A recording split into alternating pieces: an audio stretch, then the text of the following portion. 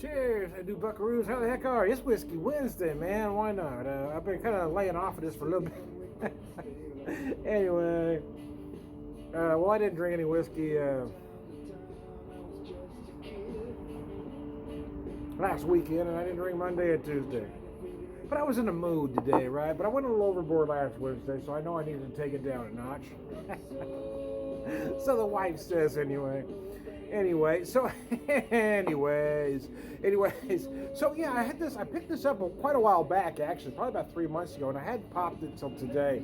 It's Missouri Moonshine Malt Whiskey, Crown Valley Distilling, St. Genevieve, Missouri. It is 100 proof. Crown Valley Distilling has produced a cuttingly fragrant double distilled malt whiskey similar to whiskey produced by bootleggers during Prohibition using sugar, water, and corn feed, but with a twist of elegance. Our spirit is made from a blend of rye and barley, rendering a unique raw and chewy sweetness. Yes, it does. It does all that. I've had this several times. When I saw it for 15 bucks, I couldn't believe it. Our malt whiskey is certain to appeal to the sophisticated connoisseur. Served neat with a splash of water or on the rocks. Our whiskey signifies a sense of good old days. Yeah, if you want to drink it as a shot, there's certainly nothing wrong with that. When I do a shot of this, personally, I prefer to chill the shot first. But hey, man, do whatever you want. But what I did here, though, in a stroke of genius, is prepare what I call a white Manhattan, meaning I basically use this in place of whatever, a rye or a high rye bourbon that you might use in a Manhattan.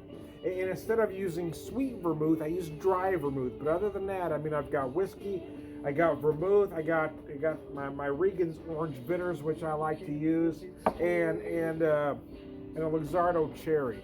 So, I mean, it is a Manhattan. It's a white whiskey and a white vermouth. So we're going to call her a white Manhattan.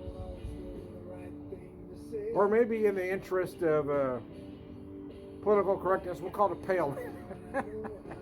Anyway, I digress. I can't help it, man.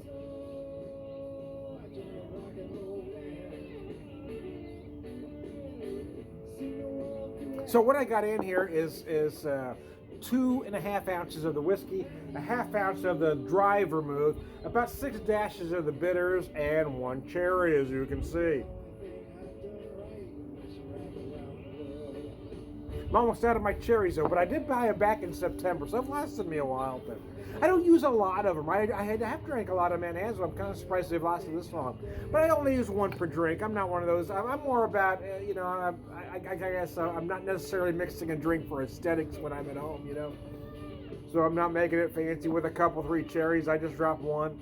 Because I don't typically eat them afterwards either. I just, feel like they ought to be the drink, so I put them there.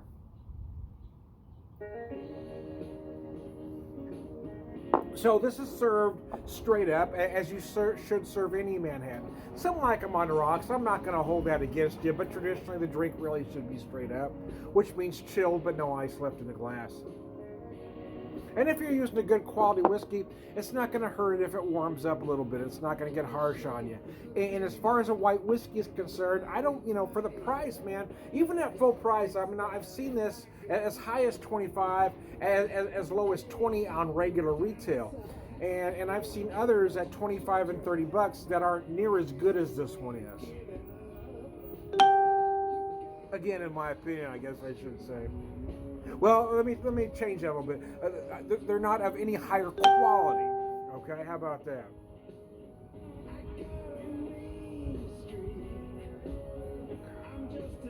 It does give you a little bit of sweetness, but you can feel those malt whiskey notes. You can feel a little bit of that rye.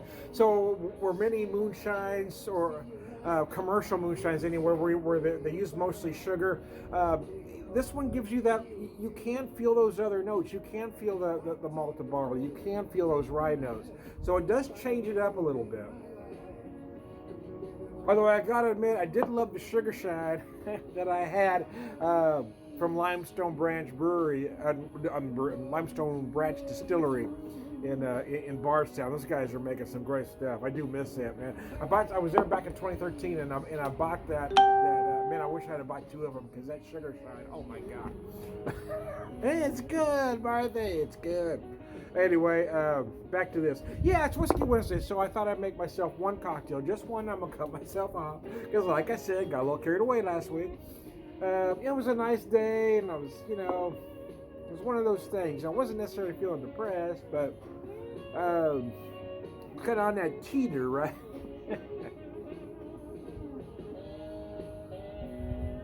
But when I do the videos, or when I'm writing, doing my beer blog, it cheers me up. So I was doing that, and then I might have had one too many. So today I'm going to cut myself off onto one cocktail, but it is Whiskey Wednesday, so I thought I'd have one. And I was curious, man. I just felt like having this. I've got some other whiskey in the house, but like I said, I've had this one for about 3 months. I bought it marked down after the first of the year at a local grocery store, and I bought more if they had more. They only had one left.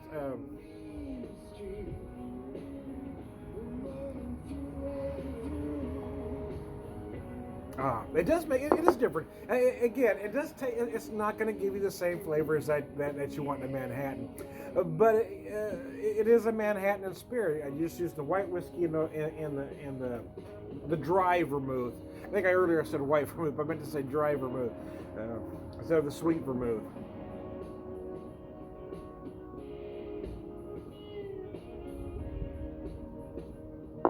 But yeah, I used the dry vermouth.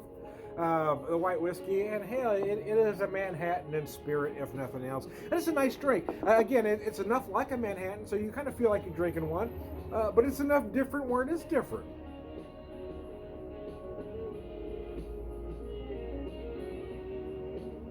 Doesn't feel quite as heavy, or sweet, because you don't have those sugars in there.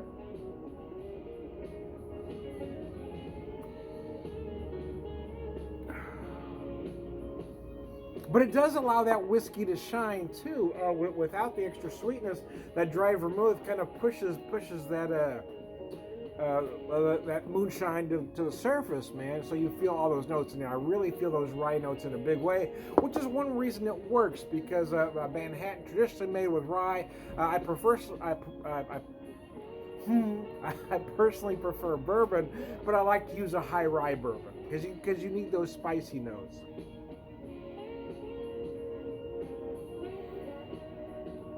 But because this does use some rye malt, you feel it, man. From a blend of rye and barley. Yeah, and you really can feel those rye notes. I'm not kidding. I would not lie to you people. Anyway, I digress. That's a nice cocktail. Anyway, I am Tom the Whiskey Whisperer, Whiskey Evangelist, prolific whiskey drinker, pro wisdom, and happy Whiskey Wednesday. And all around good guy. Cheers, y'all.